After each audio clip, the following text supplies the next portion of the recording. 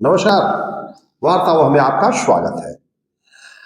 आज जन सुराज के महामंत्री अशोक भारती जी मुलाकात हो गई। राजनीति बदलने की बात करते हैं जन सुराज जी, और मिल गए तो कहे कि अशोक भारती जी पुराने खिलाड़ी हैं। जहां तक मैं जानता हूं इनको कि स्टूडेंट लाइफ से, छात्र जीवन से ही ये राजनीति की ककहरा को पढ़ना शुरू किया। उम्र तो हमसे भी ज्यादा हो गया, लेकिन राजनीति का वह जो प्रेशर होता है, राजनीति का जो तारतम्य होता है और राजनीति की जो बारीकियां होती हैं, उसे इन्होंने बखूबी समझा है। और आज जन सुराज जी हैं तो इन्हीं से मिलते हैं कि ये इनकी राजनीति कैसे शुरू हुई और ये जन सुराज जी अब क्या करेंगे रोहतास जिले में। भारती जी, आप रोहतास जिले के जन सुराजी हैं और जन सुराज के महामंत्री हैं। स्वागत है आपका वार्ता में। आपको भी स्वागत। सबसे पहले तो हम आपको और सभी श्रोताओं को अपने तरफ से प्रणाम करते हैं।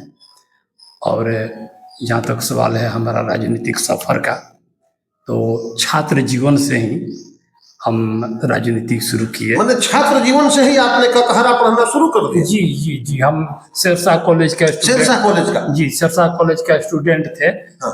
तो आईएससी में एडमिशन लिए थे। उस समय हमारे जगत प्रकाश मौर्य जी जो हैं ये तकिया के, हाँ। वो हमारे प्रेसिडेंट थे कॉलेज के। तो एक हम लोग का टीम था। तो उसी समय हम मार्क्सिस्ट आइडियोलॉजी से ज्यादा प्रभावित हुए। हाँ। और मार्क्सिस्ट आइडियोलॉजी से जब हम प्रभावित हुए और लोगों से जब हमारी मुलाकात हुई मार्क्सिस्टों से, लाल झंडा वालों जी जी जी जी, हम बहुत काफी प्रभावित हुए मार्क्सिस्ट आइडियोलॉजी से। तो हम एसएफआई करने लगे, student federation of India. SFI से जब कॉलेज से हम निकले, छात्र जीवन से निकले, तो फिर हम उसी विचारधारा से संबंधित democratic youth federation of India DYFI से जुड़ गए। अच्छा। और डीवाईएफआई का मैं 10 साल तक रोहतास जिला का नेतृत्व संभाला, सेक्रेटरी रह करके, सचिव रह करके। इसके बाद जब हम जिला का नेतृत्व संभाला जी, हाँ। इसके बाद फिर हम किसान फ्रंट पर चले गए। अच्छा। और किसान फ्रंट पर जाकर के लंबी लंबी लड़ाई लड़े। उसमें हम एक बार गिरफ्तार होकर के बक्सर सेंट्रल जेल में भी गए, 1.5 महीना बक्सर सेंट्रल जेल में भी रह गए। राजनीतिक सफर के दर्मियान अब अपराधी भी बन गए? अपराधी नहीं, जनता के, देखिए हम गर्व महसूस करते हैं। अभी हम पुरानका जेल में भी रहे हैं। हाँ। और ये नयका जेल में भी 2 बार रहे हैं। और ये तमाम जो चीजें हैं, हाँ। मेरी ये संघर्ष का मुझे गर्व होता है कि मजदूरों के हक और अधिकार के लिए लड़ करके मैं जेल गया हूँ।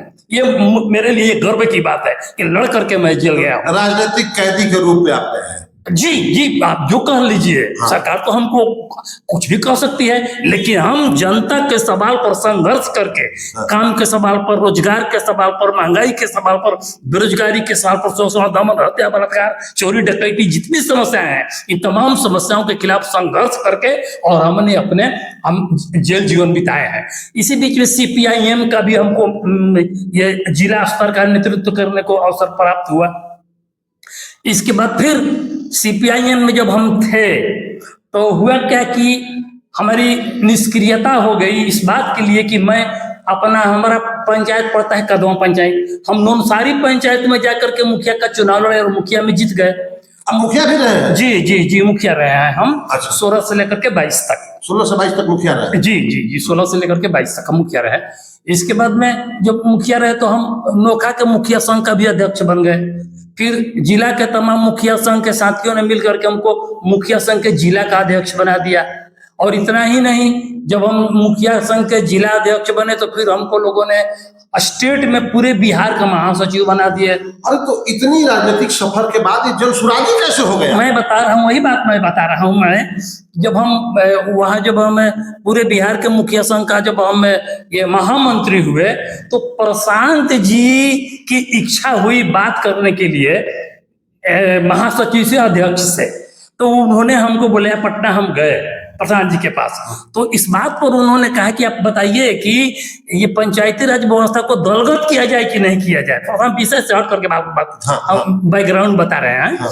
तो उन्होंने कहा कि ये पंचायती राज व्यवस्था को दलगत किया जाए कि नहीं किया जाए। मैंने कहा कि बिल्कुल पंचायती राज व्यवस्था को दलगत किया जाए, इसलिए कि इसलिए कायम है कि उन पंचायत प्रतिनिधियों पर अफसरशाही हावी है और अफसरशाही मुखिया पर या पंचायत प्रतिनिधियों पर इस बात के लिए दबाव डालता है कि तुम भ्रष्टाचार करो और कमीशन ला करके हमको पहुंचाओ। मैं खुद मुखिया रह चुका हूं, इसलिए मैं ये बात कर रहा हूँ। भ्रष्टाचार मुखिया करे और कमीशन अधिकारी को अच्छा, तुम गाली सुनो, नली गली में दौलत रुपया चुराओ पैसा का, और वहां से पैसा बचा करके और 10% ग्राम सेवक को, 10% जेई को, 5% बीडीओ को, इस सारे लोगों को, डीडीसी को तक, सारे लोगों को ये पैसा तुम पहुंचाओ। और आप जान लीजिए कि मुखिया लाचार होता है वो पैसा पहुंचाने के लिए। तो मैंने कहा कि ये जो ब्लैकमेलिंग होता है अफसरों का, एक मिनट, जो आपने बड़ा विस्तृत रूप से कहा है कि मुखिया कुल कितना कमीशन मुखिया दे देता है अधिकारियों को? करीब करीब 30% अधिकारियों को कमीशन दे देता है मुखिया। मतलब अगर 1 लाख का काम अगर पंचायत में हो रहा है तो 30,000 अधिकारियों के पास है। बिल्कुल, मैं मुखिया रह चुका हूँ, मैंने हम खुद भुक्त भोगे हैं उस बात के लिए। बड़ी बात कह रहे हैं। और एक बात नहीं, हम एक मल्टीपर्पज हॉल में एक बार ये नहीं अभी और बताए 30% तो अधिकारी ले गए, मुखिया को भी जिंदा रहने के लिए 2-4% चाहिए, 10% चाहिए आराम से उसको, कम से कम 10% चाहिए। 10% नहीं रहेगा तो उसको कुर्ता पजामा का क्रीच नहीं दे पाएगा। उसको रोज सुबह में उठ करके और क्षेत्र में जाना पड़ता है अपना मोटरसाइकिल में पेट्रोल जला करके। 40% तो चले गए, और कोई मर गया तो उसी समय उसको पैसा देना है। संवेदक जो काम किया है उसको भी कुछ चाहिए, दम चाहिए, उसको भी तब 10% चाहिए, उसको चाहिए। तो 50% चला गया, 50% चला गया, और 50% तो ऐसे ही बट गए। हाँ हाँ हाँ। अब 50% में कैसे काम होगा? 50% में काम होता ही है। जहां डालना है 10 बोरा सीमेंट तो 5 बोरा डालिएगा, यही कीजिएगा। गट्टी डालना है तो गट्टी में कटौती कीजिएगा, माटी फेंट दीजिएगा, धूल फेंट दीजिएगा। इसीलिए ना सब रोड कवर जाता है, गली नली खत्म हो जाता है। कैसे बिहार का कार्य चलेगा ऐसा? अच्छा, अब आइए बात, अब आगे बढ़े हम लोग। हाँ, हाँ। तो हमने मल्टीपर्पज हॉल में पराशर जी मीटिंग कर रहे थे, उस समय मैं जिला का अध्यक्ष था। हम खड़ा होकर के कह दिए कि पराशर साहब आप ओडीएफ कर रहे हैं, मैं चाहता हूं, आपसे रिक्वेस्ट है जरा आप भ्रष्टाचार का भी ओडीएफ कर दीजिए। पंचायती सिस्टम के अंदर जो भ्रष्टाचार व्याप्त है, हड़कंप मच गया था, हड़कंप मच गया था कि ये क्या बोल रहा है जिला अध्यक्ष अशोक भारती। और हमको तुरंत बुला करके और एक तरह से पनिश किया गया कि आपने इस तरह का बात क्यों बोला। तो छोड़िए वो सब बात, अलग बात है। हम लोग जन सुराज की ओर बढ़ते हैं। आप कैसे आए? हाँ, जन सुराज। तो प्रशांत जी से जब हमारी संबंध हुआ, इस बिंदु पर काफी प्रभावित हुए बातों से। तो उनसे हमारा, प्रशांत जी प्रभावित हुए कि आप प्रभावित हुए प्रशांत जी की बातों से? प्रशांत जी के बातों से हम प्रभावित हुए। अच्छा अच्छा। प्रशांत जी के, अब वो कितना प्रभावित हुए मैं नहीं जानता हूँ। हाँ। लेकिन प्रशांत जी के बातों से और सुझाव से, क्योंकि इस बिंदु पर एक सोचने वाला व्यक्ति तो बिहार के अंदर हुआ कि पंचायती राज व्यवस्था को कैसे ठीक किया जाए, इस बात के लिए मैं उनसे प्रभावित हुआ। तो वहीं से संबंध मेरा बन गया, टेलीफोनिक बातचीत होती रही। जन सुराज का जब गठन होने की बात आई, प्रशांत किशोर जी का कोई आदमी आया हमारे पास और कहा कि चलिए आप प्रशांत जी से मिलिए, मिलना चाहते हैं। तो हम पटना गए और जाकर के उनसे मिले।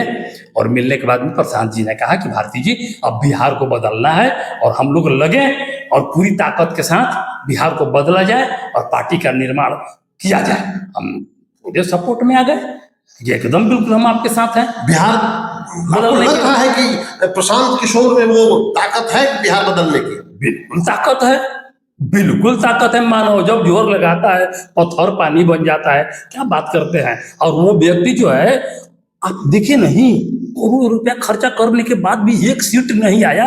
कितना वह आदमी कलेजा वाला है कि आज भी एकदम चट्टान की तरह खड़ा है बिहार को बदलने के लिए। दूसरा आदमी होता तो टूट गया होता, भाग गया होता। लेकिन वह व्यक्ति कह रहा है कि मैं बिहार में आया हूं बिहार को बदलने के लिए, और जब तक हम बिहार को नहीं बदलेंगे, पीछे नहीं हटेंगे, चाहे भले हम बिहार के मिट्टी में दफन हो जाएंगे, लेकिन हम पीछे नहीं हटेंगे। वैसे व्यक्ति पर विश्वास न किया जाए तो किस पर विश्वास किया जाए। तो प्रशांत किशोर जी के साथ मैं लग गया और तब से मैं जन स्वराज के साथ हूँ। जिला में आपको महामंत्री का पद मिला है। जी जी। क्या कर रहे हैं जन स्वराज जिला में अभी?